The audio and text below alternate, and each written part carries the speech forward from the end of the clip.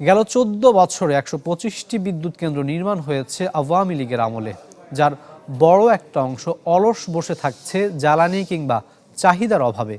আর এগুলোর সবই বিশেষ আইনের আওতায় অনুমোদন পাওয়ায় দুর্নীতি অনিয়মের মাধ্যমে ব্যয় বাড়ানো হয় কয়েক গুণ পর্যন্ত। বিশেষজ্ঞরা মনে করেন যে এগুলো প্রতিযোগিতামূলক দরপত্রে বাস্তবায়ন হলে বিদ্যুতের উৎপাদন ব্যয় কমতো অন্তত ৫০%। ইকবাল হাসানের রিপোর্টে বিস্তারিত।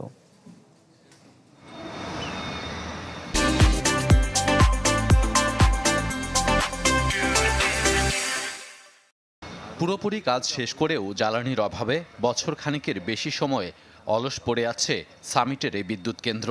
৫৮৪ মেগাওয়াট ক্ষমতার কেন্দ্রটি অনুমোদন পায় ২০১৯ সালে, যখন তীব্র গ্যাস সংকট ছিল পুরো দেশ জুড়ে। শুধু সামিট নয়, পাশের ভারতের রিলায়েন্স এবং আরেক দেশীয় কোম্পানি ইউনিক বিদ্যুৎ কেন্দ্রেরও অনুমোদন দেওয়া হয় প্রায় একই সময়ে।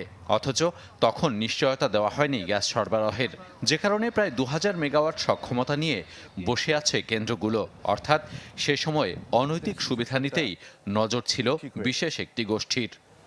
১২ সালের পর থেকে আমি বলবো যে এটাকে পুরো একটা নেপোটিজম এবং করাপশনের টুল হিসাবে ব্যবহার করা হয়েছে। এবং ডেফিনেটলি এখানে স্বজনপ্রীতি, যদি আমরা বলি, দলীয় স্বজনপ্রীতি করা হয়েছে, প্লাস যেগুলো দলীয় ইসের বাইরে যারা, সেখানে হয়তো অন্য ধরনের লেনদেন হয়েছে।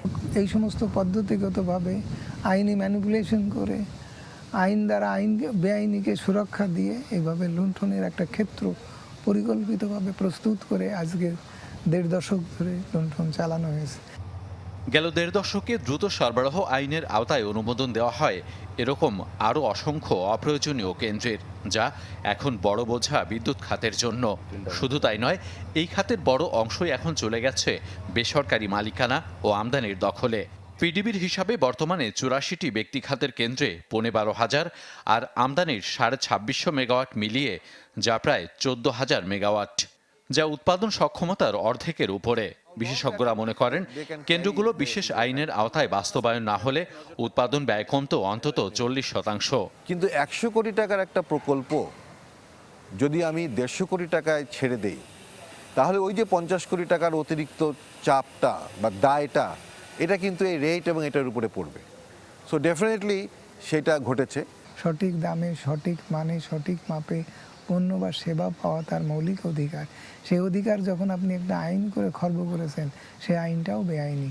এখন বর্তমানে ১৫২টি বিদ্যুৎ কেন্দ্রের ১২৫টি নির্মাণ করা হয়েছে গেল ১৫ বছরে। উৎপাদন ক্ষমতার বিপরীতে অলস বসে থাকছে প্রায় অর্ধেক। নেপালের এক ভদ্রলোক করেছে। ইকবাল হাসান, চ্যানেল 24, ঢাকা।